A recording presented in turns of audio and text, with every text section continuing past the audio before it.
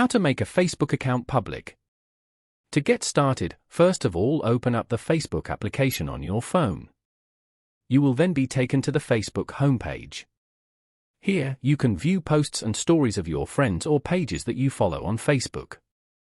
On this page, go to the bottom right corner and tap on Menu. Tap on Settings. Scroll down to the Audience and Visibility section. Go to How people can find and contact you. Then, tap on Who can send you friend requests under your friends. Select Everyone.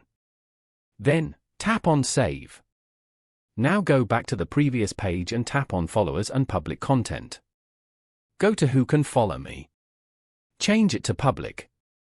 After that, tap on Save below. In the same way, change the other options to Public as well. Following these steps, you can easily make a Facebook account public.